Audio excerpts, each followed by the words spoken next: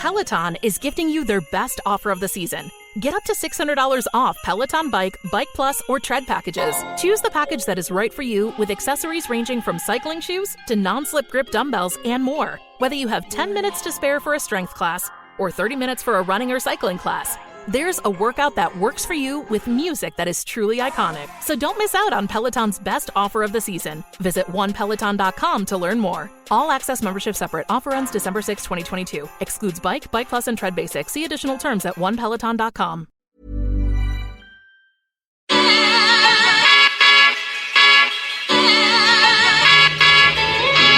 This is the Relevant Podcast.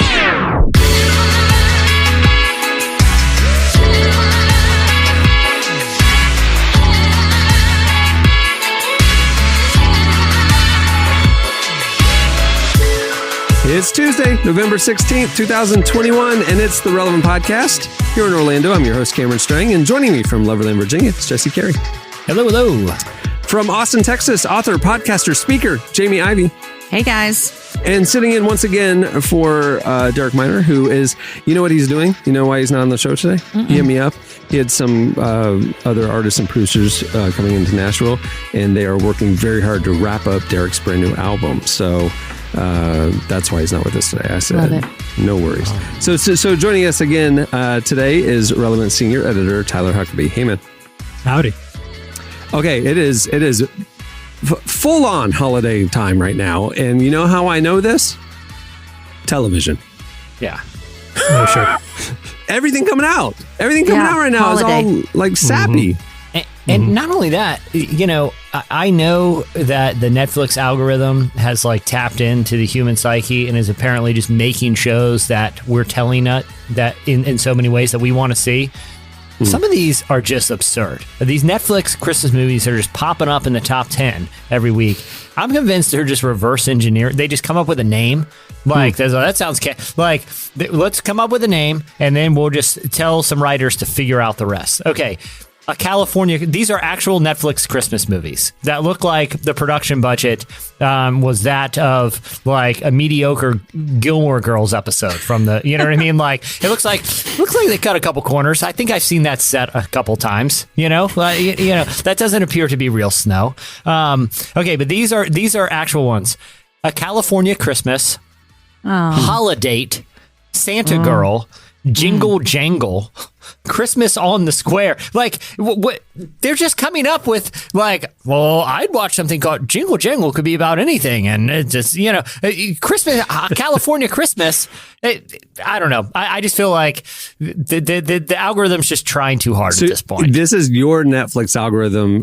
Apparently has gone full Hallmark Channel. My Netflix algorithm doesn't show me any of those. So this is a very interesting thing that this is what's appearing. That means on your... Jesse's watching shows like this because it's reminding him of what he likes. No, how dare you? No,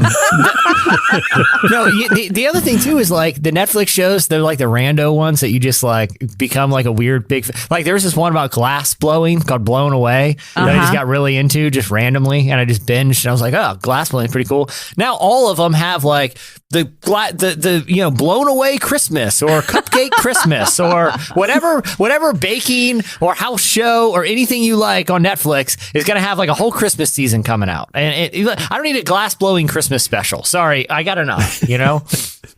I don't know. It's cuffing season. People are staying in, snuggling up, just watching mindless, happy shows. Just let people have their joy, Jesse. I guess so. I bet that Christmas was it Christmas in California or California Christmas? California Christmas. That's definitely people from the East Coast that went over to California, got stuck for a couple of days, ended up having to spend Christmas there, went on the beach. Yeah. I mean, It's just they probably met in the airport, LAX. It was crazy. Yeah.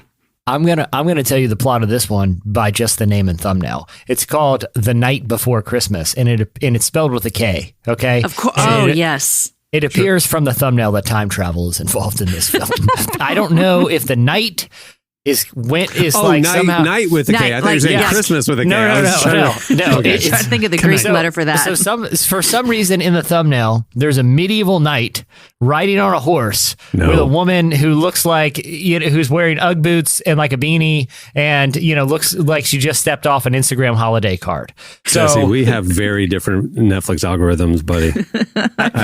Why am I getting a night before Christmas? And what is this film about? And is there time travel involved? Can anybody answer these questions? Do you think the night comes to current time or the Instagram girl goes back?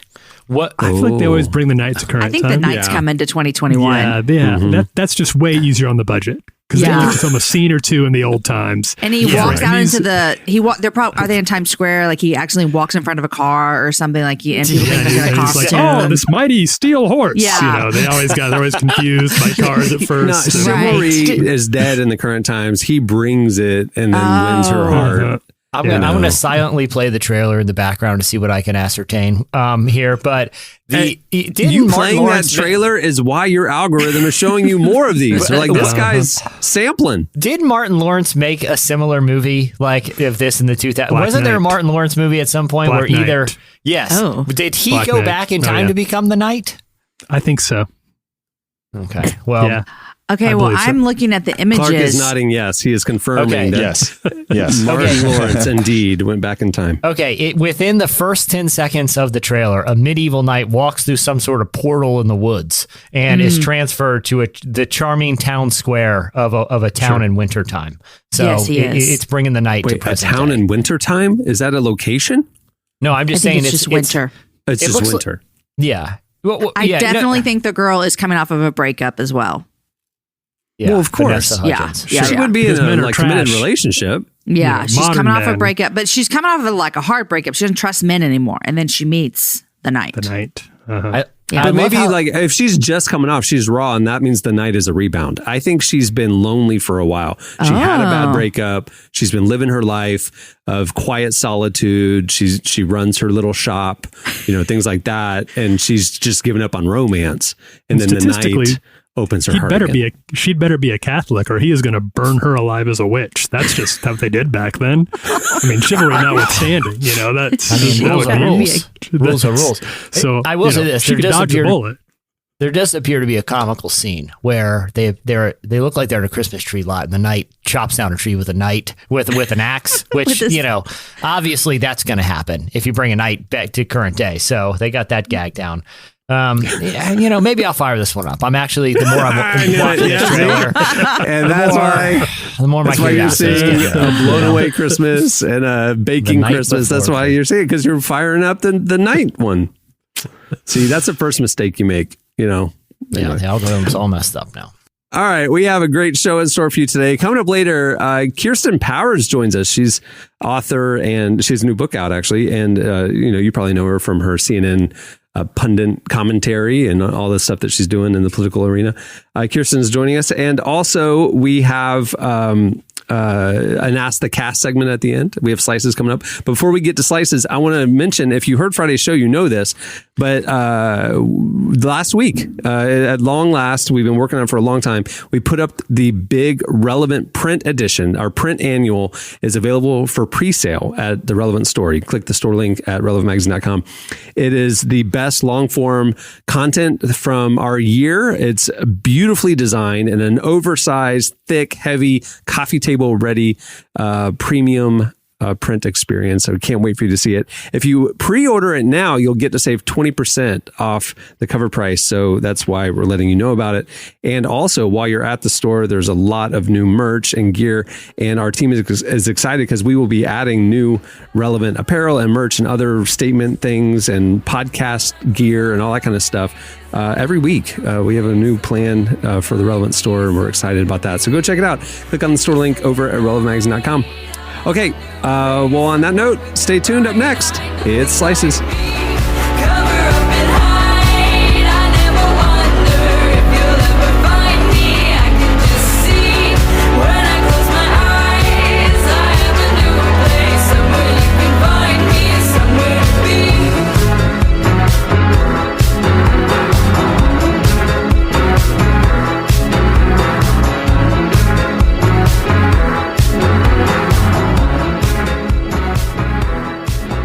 You're listening to Hana Vu.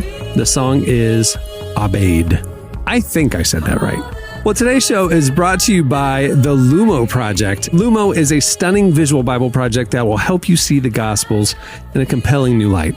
Have you ever wondered if the Bible talks about the big questions we face in life today, like addiction or money and depression or doubt? Well, they're all in there.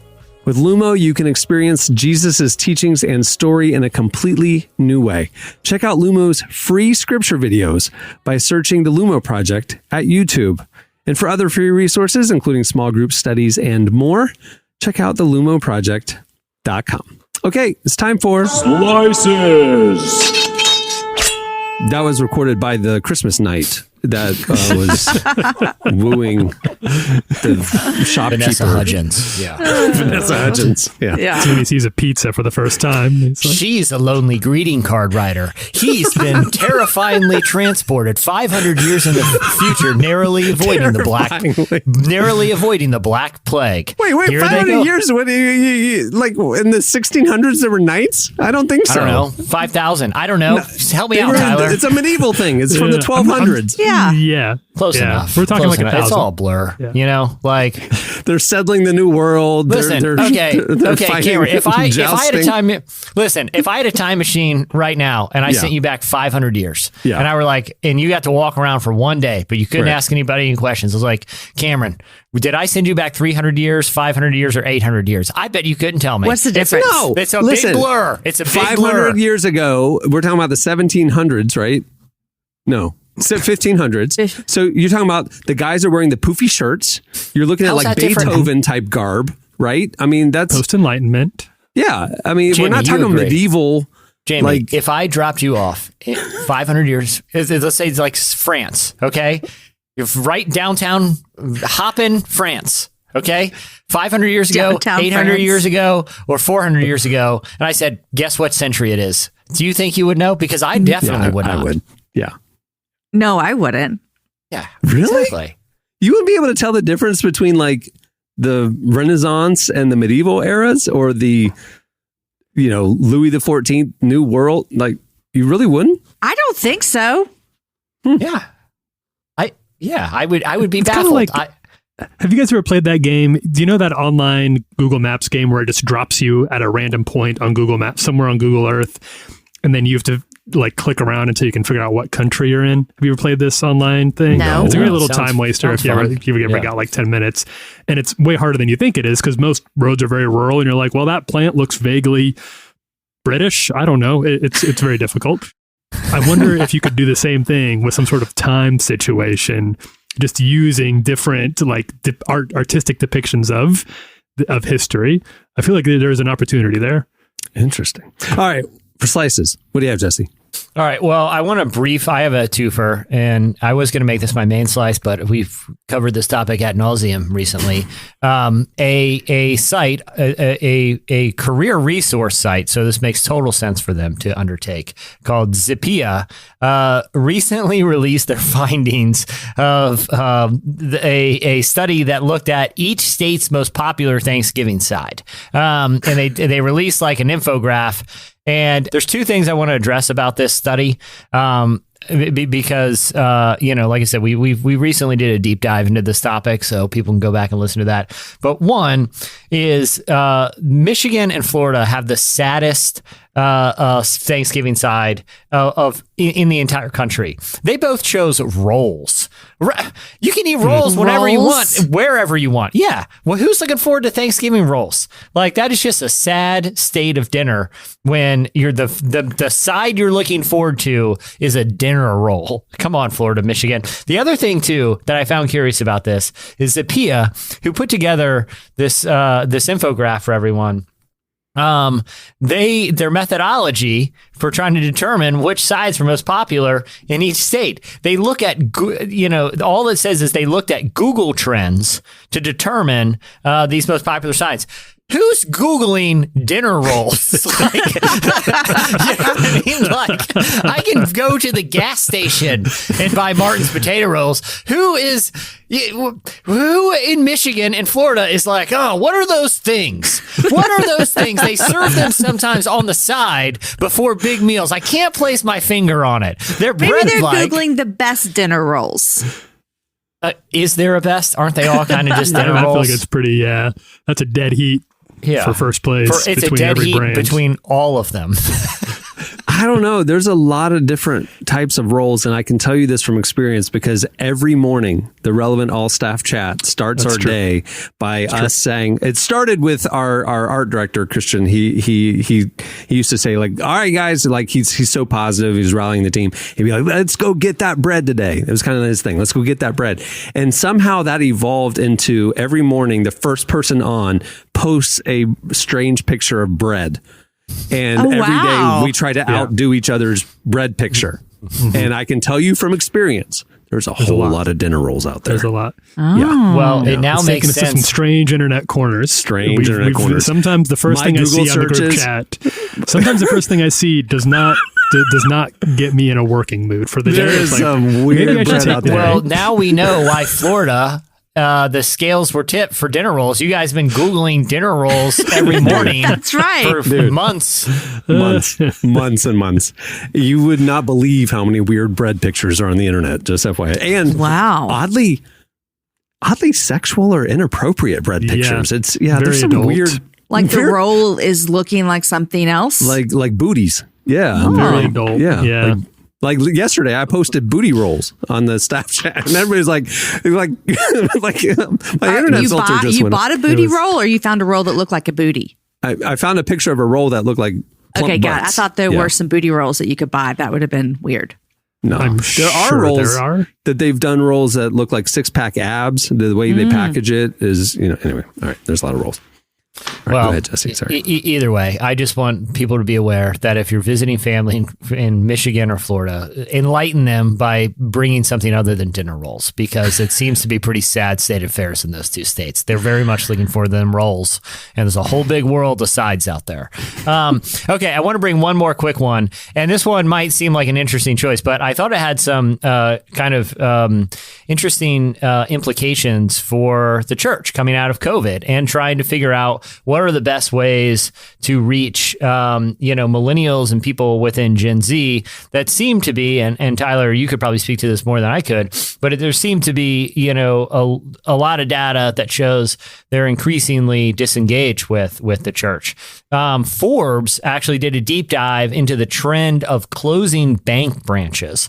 I don't know if you guys have noticed this around your area, but it's not as easy to come. Bank branches used to be kind of staples of communities, it's where people would conduct all of their finances and business and things like that. But increasingly, as things have gone digital and we have automatic teller machines, we don't need actual tellers, or you can do a lot of banking online. You can just take pictures of a check and deposit it without going anywhere. Yeah. But what they have found, according to this Forbes article and some research I'll reference here, is Gen Zs and millennials might actually save local bank branches.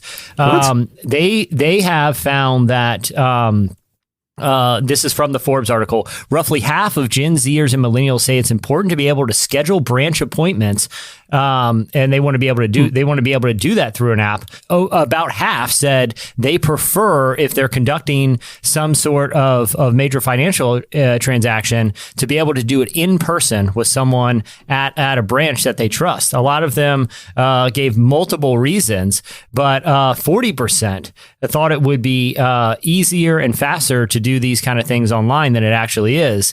And in reality, when you're dealing with something as high stakes, especially even for digital natives, they just have a higher degree of comfort of meeting with people in person. And I was thinking about this, and as there's so much of the church that is moving online, and places like Life Church has done an incredible job, and churches around the country, especially during COVID, have done a really incredible job of being able to emulate. Exactly. Church Home has incredible apps and community groups that you can meet with digitally. And I think all of that is really good and really positive.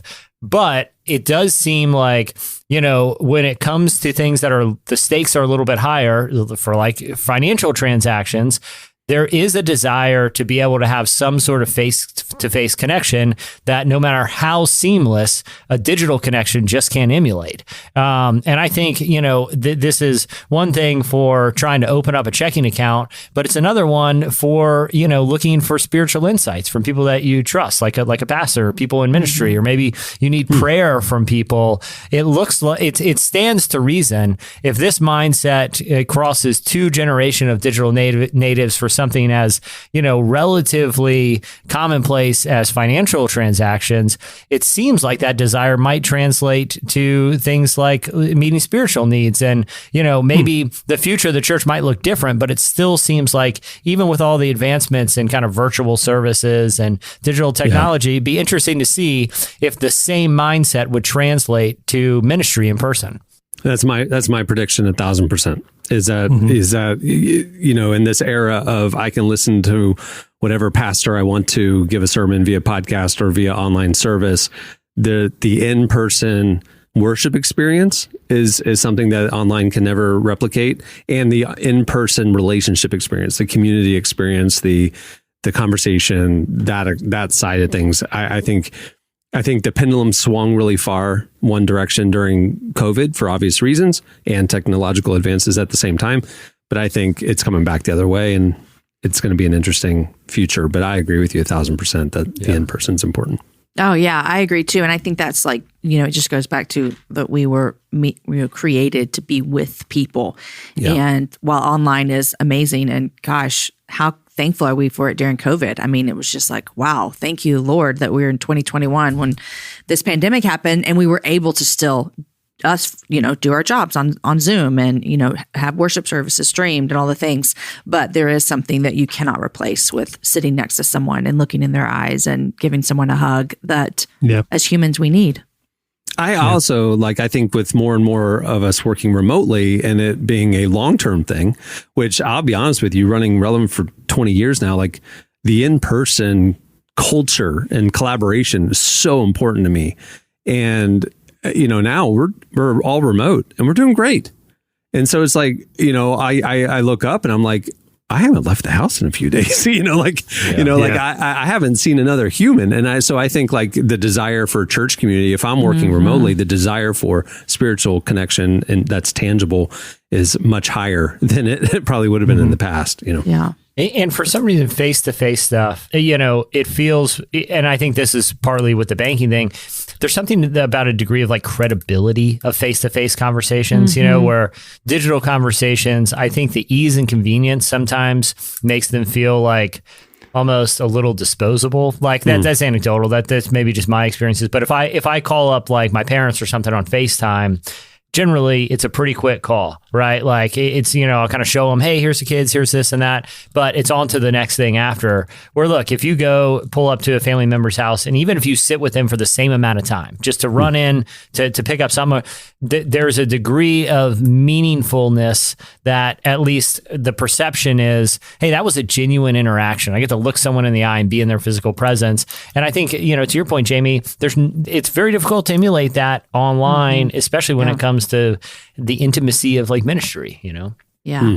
And I think that's a good reason. It's something that the church can do that can provide that not many other institutions can right now. And I think sometimes churches can go a little bit awry when they're trying to compete in the marketplace. Like most churches don't have the funding to compete with a rock and roll concert, with their Sunday morning worship service, or with a TED Talk for their speeches. But what they can do right now, at least, is help provide a safer way for people to get together and actually see people in their community who they love and care about. And I think that's going to be a valuable commodity. It's a valuable commodity right now, and it's going to continue to be one. And the sort of post-COVID, as the post-COVID thing shakes out professionally for people.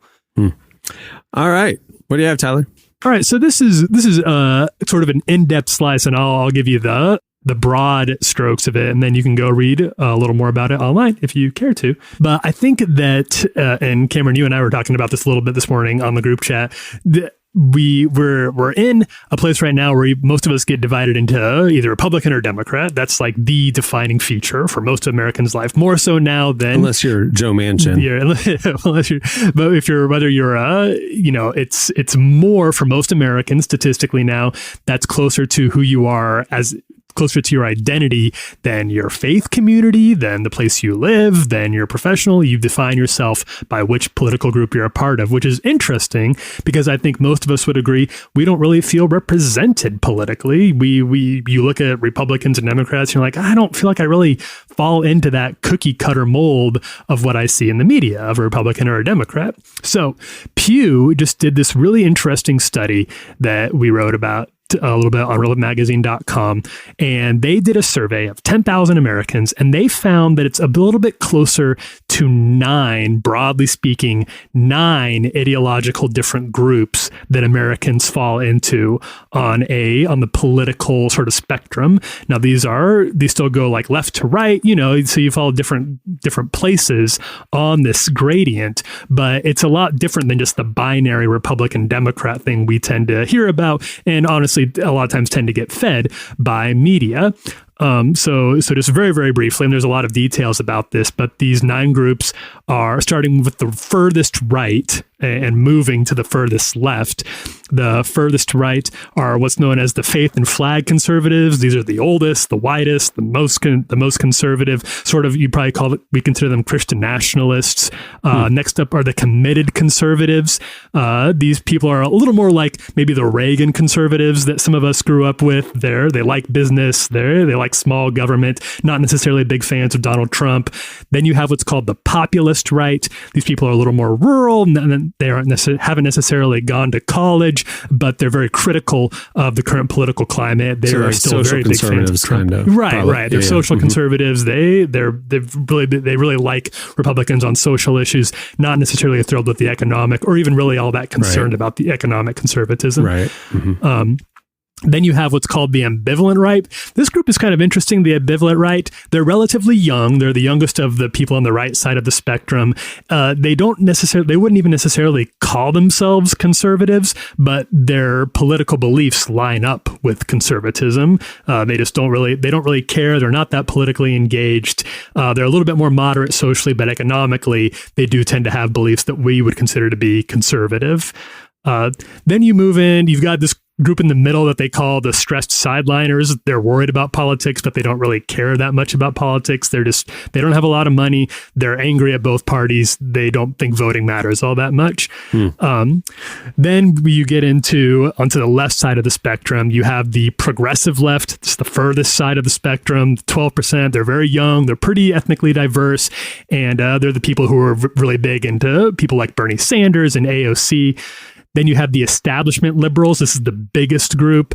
They're pretty moderate. They're also pretty diverse, and they're the ones who really they vote Democrat, but they like the idea of compromise. They like the idea of like reaching across the aisle and finding places to meet in the middle with other parties.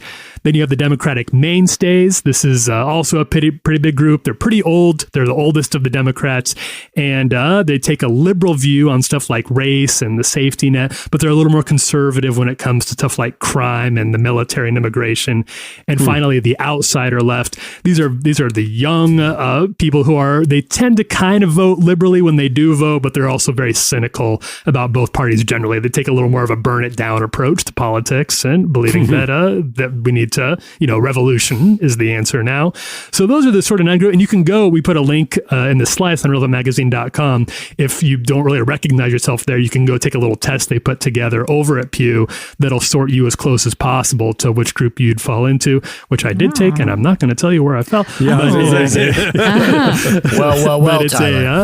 but it is interesting, and there's a lot more details on this. And I do think it would be really cool to see this sort of spectrum become the way we thought about politics, instead of just the very binary two-sided approach that we tend to think about these conversations in. And not to open the can of worms, but this comes back to Jesse's advocation that ranked choice voting I was just thinking that. Make a big difference. Yeah.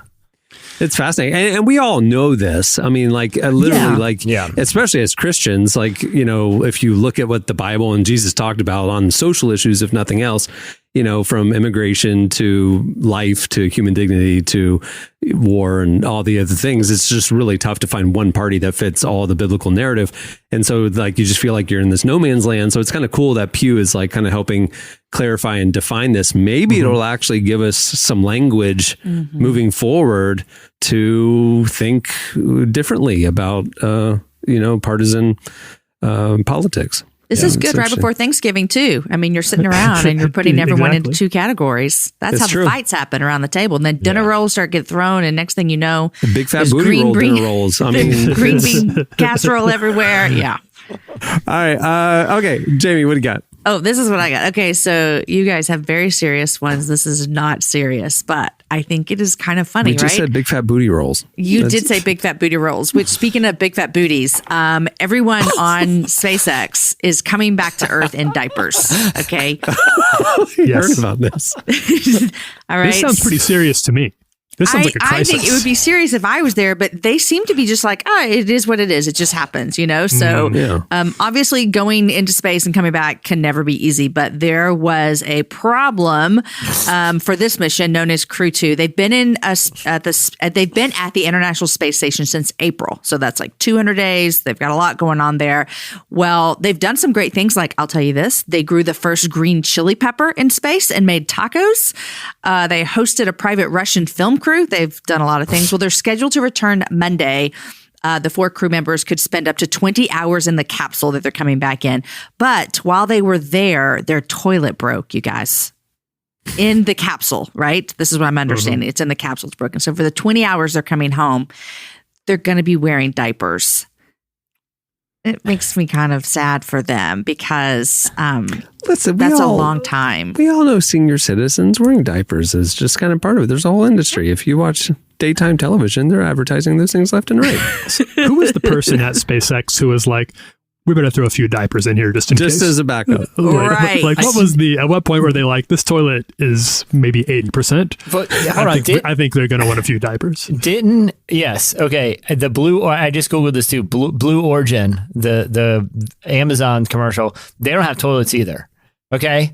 So what are they doing? They didn't even bother. Jeff Bezos essentially says to hold it. Yeah, well, Blue Origin just goes up for a few hours and comes back, right? But still, if you're an engineer that can create a rocket that safely takes non-astronauts into the edges of outer space, how much are you saving by not putting a toilet in there? I mean, can't you just say like, if you're the engineer that goes to Jeff Bezos, be like, hey man, we're gonna, good news, we can save an extra $1 million by not. Can you just put a hole going out to space? Like, who's gonna be mad? Who's gonna be mad if it's just right out to space? Some sort of decompression thing, and then off into the out into the void. It just seems absurd they're wearing diapers. You have billionaires they have to be prepared diapers. because this isn't the first time this has happened. Another time on a SpaceX capsule, the same thing happened where an alarm went off that there was a problem on board with their waste management system. And actually, the urine storage system had become disconnected, allowing pooled urine to enter a fan system. It doesn't sound exciting. Sounds refreshing. It just have you ever had those Mister fans? Like you're out at the theme parks in the summer, and they have the fans and it miss you. I mean, that'd be lovely. But imagine that in zero gravity. They do in Dune, right? Yeah. Just recycles the waste into the Dune suit thing. Yep. Yeah, no more than a symbol of water wasted. Yeah, but you're forgetting about there's zero gravity. I don't want to be too graphic, but it's not mist at that point. It's droplets that you're having to dodge like Neo in the Matrix up there. Okay, like we've seen water in zero gravity. Bullets. Yeah. Whoa. Yeah. Who didn't buckle their diaper all the way? This is going to be a real issue because I'm glad everybody on SpaceX is okay, but if you can't get the toilet right, which is a pretty old piece of technology, then I'm glad it's just been the toilet so far. What if it's the rocket next time, or the air hatch, or the the flux capacity. I don't know what the words are, but it feels like that should be the one thing. They're like, well, the toilet works. We can guarantee that. I don't know about the rest of it. Yeah, and we're talking about urine here. There's a lot more waste that we're dealing with than just that. Let's all keep that in mind. Yeah, not to get too crass. Not to get too. You couldn't drag me onto one of Elon's things, man. Let's just say this: if you're forking over, $30 million for, I would just to go up to space with Richard Branson or Elon Musk or Bezos or any of those guys, I would suggest just watching what you eat before the trip, because things get jostling around in the straps, and we know the situation now, and you don't want to be the one up there that's ate a bad Thai meal 20 minutes before the flight took off. That's all I'm saying. Yeah. All right. Well, that'll do it for Slices. Stay tuned. Up next, Kirsten Powers joins us. Sorry, Kirsten. Hey, Jeff, where's the bathroom? Just real quick. I know we're already up, but hypothetically, if there was an emergency. Houston, I have a number 2. Yep. Very big prop.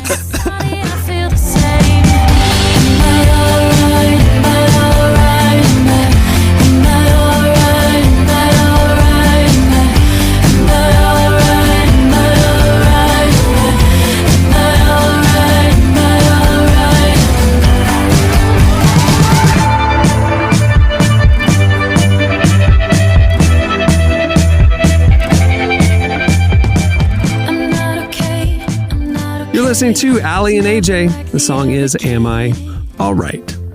Well, today's show is also brought to you by Green Chef. Green Chef is a USDA certified organic company that makes eating well easy and affordable with plans to fit every kind of lifestyle.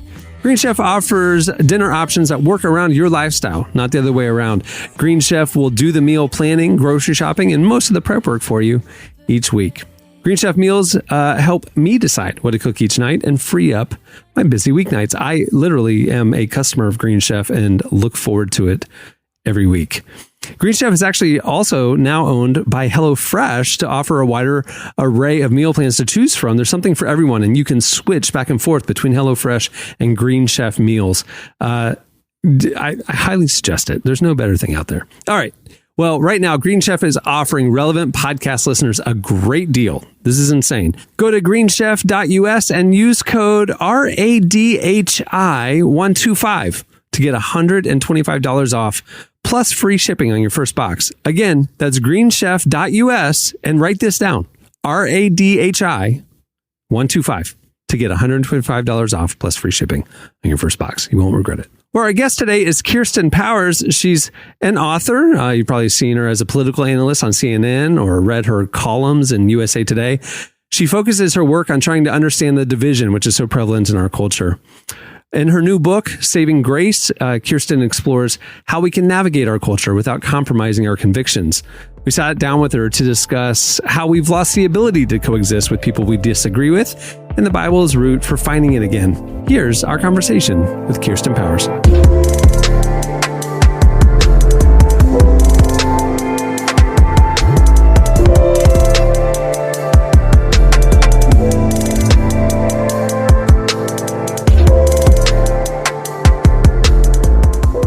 For people who don't know me, I'm a political analyst. At the beginning of 2016, the beginning of that cycle, I was still at Fox News. I left there. I went to CNN. So I was really debating all of this stuff that everybody was so frustrated about. That was my daily life. And I write a column for USA Today, so I was writing about it as well. So by 2018, towards the end of 2018, I just hit a wall and I was like, this is not sustainable.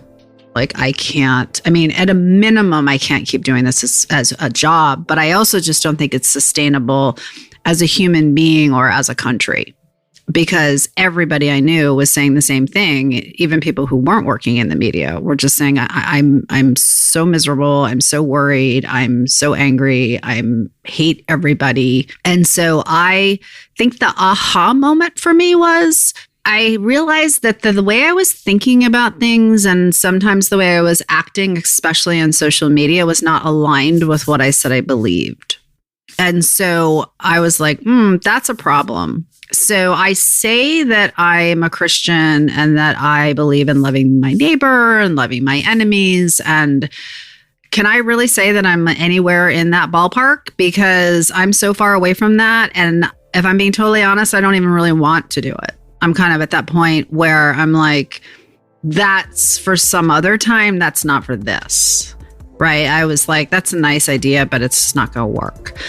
And the more I thought about it, I thought, well, that's a little off considering the stuff that Jesus was dealing with. And that I think this is actually meant exactly for this time. Like, I actually think that's the point.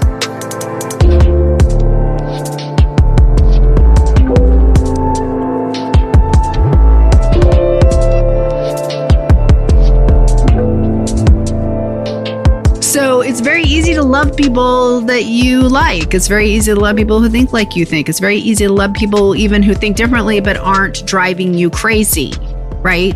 And so I started to realize that I had this sort of intuition, I would say. I would describe it as an intuition in the beginning that what we needed was grace. That I needed to have more grace for people, that we needed more grace in our society. And I wrote a column about that. And I wrote a column basically saying we have a toxic culture and I'm contributing to it. And I can see that I'm contributing to it, and I want to stop contributing to it, and I think we need more grace. And that column is what led to this book. I wonder if you can take me back a little bit and talk a little bit more about sort of we'll call it the present crisis that you and I think collectively a lot of us find ourselves in. As you've thought about this, divisive political candidates aren't new. Divisive social issues aren't new. What do you think it is about the moment that we're in right now that feels so unique to this generation, the people right now, that's making us feel like somehow things do feel worse now than they have been at other points in my life? How did we get here? Yeah, well, I don't think we're imagining it. I think things are worse. And so I don't think it's one of these things like we just think it's really bad, but it's actually not that bad. I think it actually really is that bad. And a lot of the social science shows that. The way people are answering questions is not the way they used to answer questions. That you have significant portions of the population telling pollsters that we'd be better off if large numbers of the opposing party in public died, right? That when you have Democrats saying about Republicans and Republicans saying about Democrats that they're downright evil, that's just not, that actually was not, those were not commonplace views in the past. I think if we, it's hard to pin exactly who's to blame on it, but I think our constant inundation of information, whether it's through social media or through the 24/7 news cycle, definitely feeds it.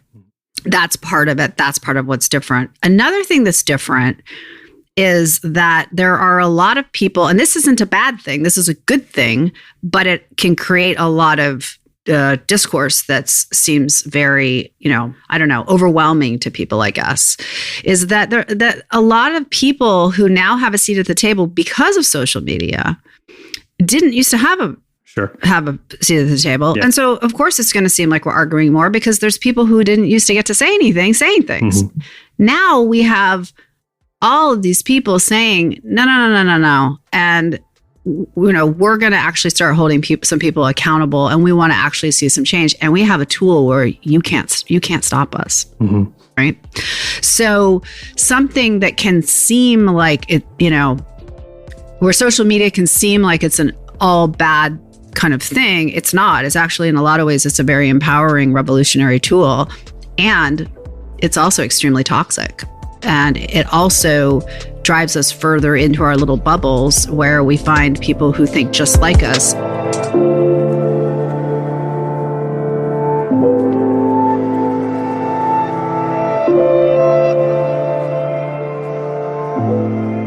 I think we're able to sort ourselves so much into these spaces where we don't ever have to even try to understand other people.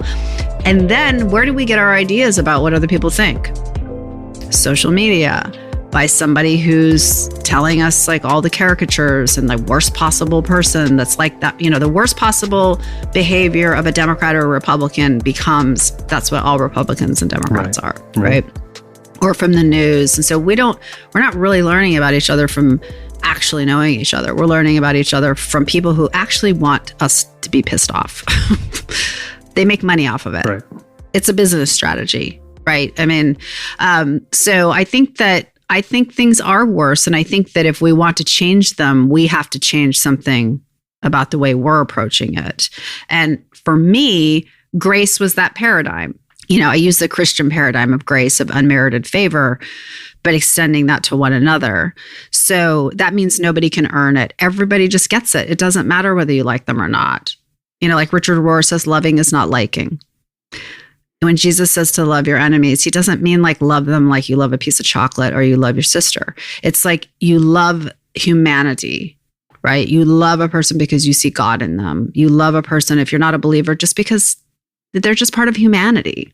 I think that, and this is something that we run into a lot at Relevant when we try to advocate for things like this, is this idea that the version of grace that Jesus talked about made a lot of sense then, but it just doesn't work in the modern context. And I think there's a few versions of this argument, but the one I hear the most is, I don't mind being nice to my neighbor, person across the street, my grandma, whoever. If I disagree with my dad about politics, and I do, we can get over it. I can work with my dad on that stuff. But it's the people, it's the politicians, the media pundits, people who you feel like are actively damaging society. And in many cases, you're probably correct on some level. And we just don't know. We don't have any framework biblically for what extending grace to these people would look like. So we just yell at them on social media because it's the only thing we know only place we know where to take that energy. And I'm wondering if you've thought about what grace would mean, or what your book would bring to somebody who feels that sense of powerlessness about these sort of cultural, we'll call them like main bosses or supervillains that we've constructed, who end up being repositories for so much of that negative, decidedly pretty ungracious energy. I guess I would want more information about this because Jesus was praying for people who are murdering him, right? So I don't really see how I don't know how people really think that their situation is worse than that, right? It's like I will acknowledge that there's a lot of evil going on. There's no question about that. It's not more evil than what John Lewis and MLK and Ruby Sales were facing, right? So I think that that's kind of the point. Is this is when it's for. Mm-hmm. It's not, you want extra credit for loving your dad, or your neighbor. You know what I'm saying? That's the whole point of grace. It's unearned. So it's exactly for when it's loving your enemies. Jesus doesn't say to love people that you like, because you already do, right? It's incredibly difficult. That's the point, because you're getting into a different realm of thinking when you go there. You're not thinking in just a purely materialistic way. You're thinking in a spiritual way. You're thinking in an eternal way, right? That you're seeing something that's greater than just what's happening here.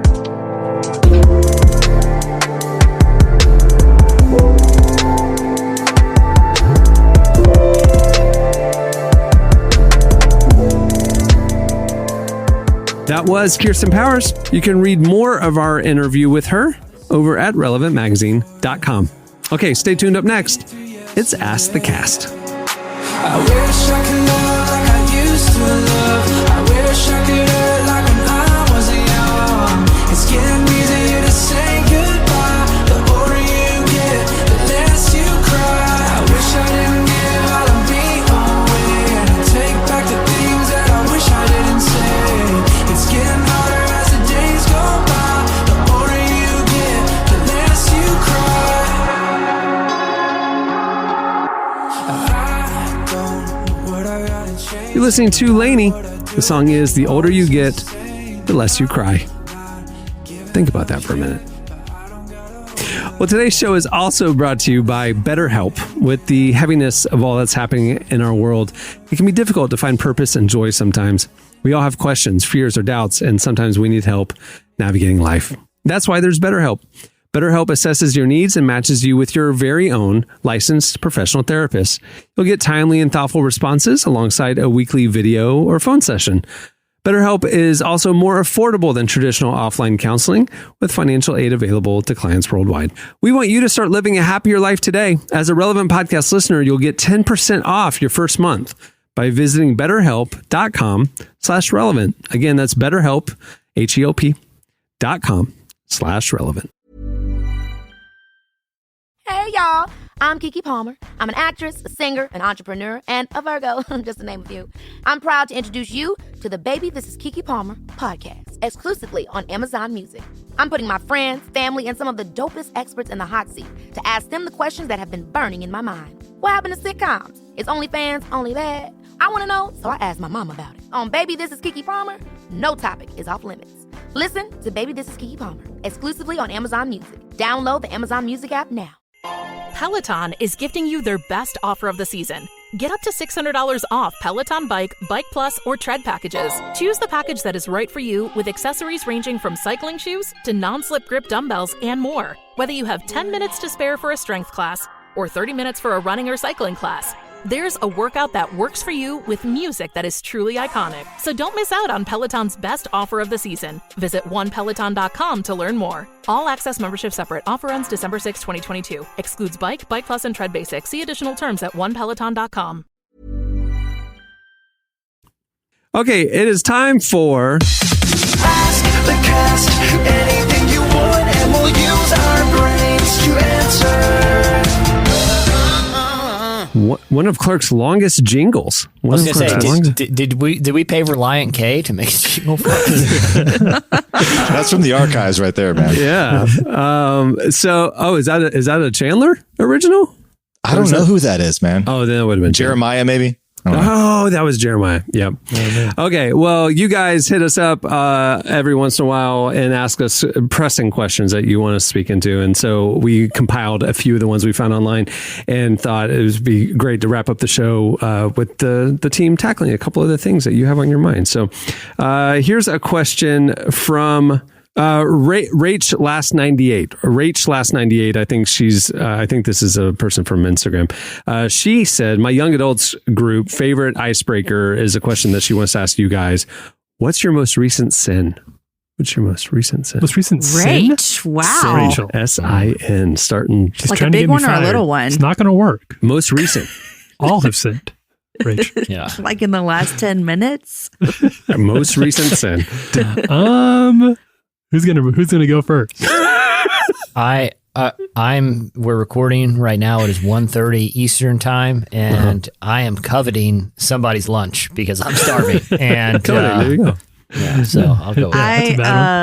There's probably been plenty since last night, but last night my son texted me, said he was ready for me to come get him from work, and I said I'm on my way, and I was actually still in the bath. In the bath. Yeah. Wow. Yeah. That's not even That's a close. long I ways know, away. but I told him, don't Long worry, ways I'm away. on my way. Evan Penn tweeted us and said, is Jesse as charming and funny in person as he is on the podcast in real life? The world needs to know. I've never met Jesse besides right here on this show. That's crazy to me. Yeah, that's crazy. Did you ever throw away an item you'd wished you had saved? Have you ever thrown away an item you wished you'd saved?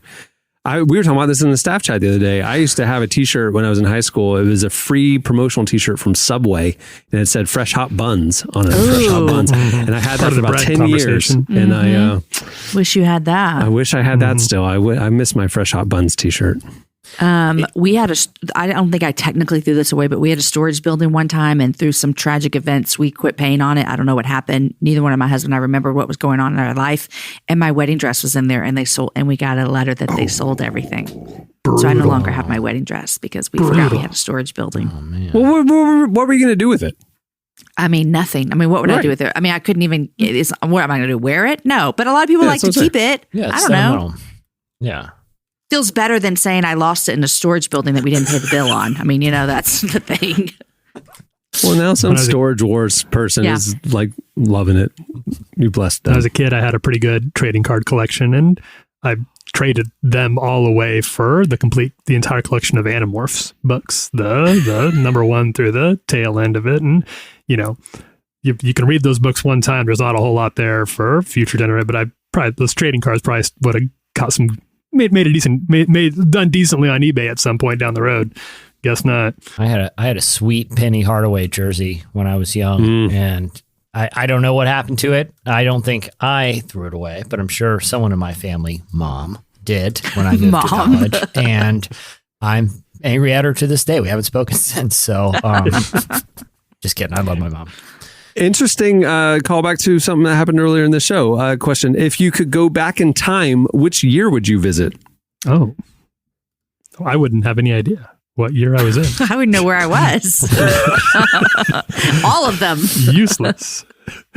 Oh man, I don't know. I mean, there's a lot of, I guess, all the stuff that would be like, kind of cheating to be like, I would go the day of the World Series, but I know the outcome, so I'd place some bet, like, kind of back to the Future 2 stuff. Or the day of the Google IPO or whatever. You know what I mean? Like, so ruling that out, if you're just talking about just financial gains. Yeah. If you're just out of like the curiosity for it, I don't know. I think I would probably, I don't know. I think like 60s or 70s seem pretty cool. I'd want to see if like, kind of hippie-ish culture was as cool as it seems kind of in retrospect. Sure. I'd probably go back there and hang out. Yeah, I agree. I would probably go to like the 20s or 30s kind of gangster era just to kind of see that kind of like a jazz club or something. Yeah, jazz club. Something kind of cool.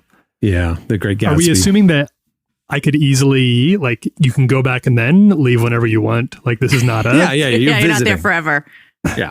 You're like a knight at Christmas time. Yeah. Show up. That's the concern, right? Yeah. Jamie, what would you choose? I was going to say, I think I would go back to that, any year before we had kids. I love my kids and I love being a mom. But listen, I wish I would have done more with my life before these children came along. So I would go back, travel more, live in an apartment downtown, all the things that just aren't easy with children. That's what I would do. Last question. We'll wrap it up with this. This kind of ties into that. Best and worst things about being an adult. Best and worst things about being an adult. I mean, you're worried about so many things. Like, when you hear someone who's like 15, and I'm not making fun of 15-year-old stress, because that is real stress to a 15-year-old. But also I'm like, you don't really have any stress. Like, who are you accountable to? I would agree with that. The stress. No one's coming to just in the last month. Yeah. I've had a lot of trouble sleeping just because like I wake up and then the mind starts spinning. And because you're responsible for so much. Yeah. Right. I would agree with that as the worst thing. What's the best thing though about being an adult? I mean, it's okay. I don't know. I mean, it's nice. There has to be. Yeah, it's nice to do what you want to do, I guess. When you can, when you're independence. Not, staying up late, and I did that when I was a teenager too. But I guess it's kind of nice as an adult. But I don't know. I mean, the best thing. I don't know. This sounds corny. I like being a dad now. It's fun, But I would say I would agree with you. Doing what you want to do. Like for me, like if I would be like, hey, I want to sit on the floor at a Magic game, if somebody else was, no, you can't do that. That's irresponsible. That's whatever. Well, guess what? Yeah. I want to do that. I'm going to do that. So I think too, this is kind of like deeper than just having fun, but as being a 43-year-old adult, I care less about what people think about me than when I was like younger. That's what I was going to say. So just kind of like, it feels good to be able to just be like, it is what it is. I'm like this. Take it or leave it. I'm going to write Xmas on that gift, and my mom can.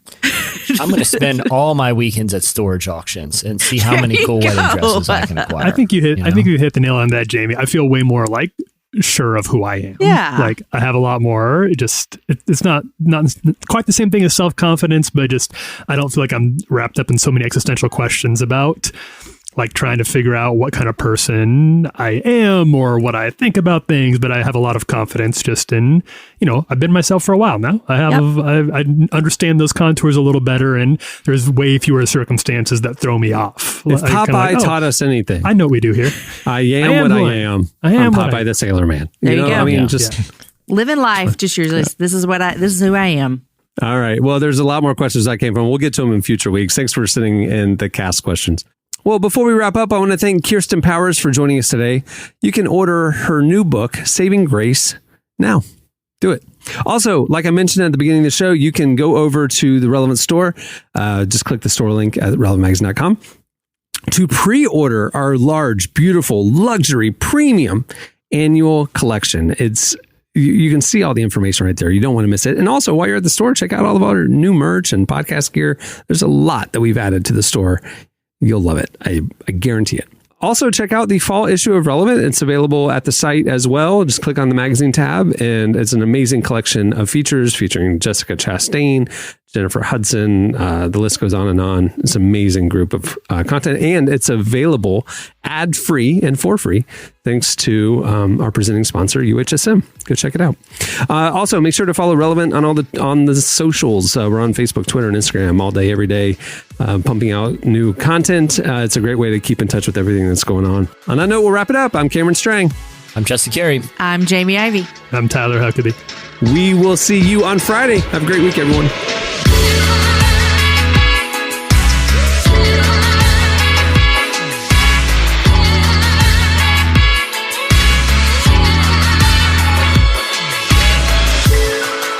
Thanks for listening to the Relevant Podcast. Check out our features, interviews, and news updates every day at relevantmagazine.com. And make sure to follow Relevant on Facebook, Twitter, and Instagram for the latest. For more great podcasts, browse the shows on the Relevant Podcast Network, which you can find at our site. And while you're there, don't miss the all-new era of Relevant Magazine. A new issue releases every other month at relevantmagazine.com.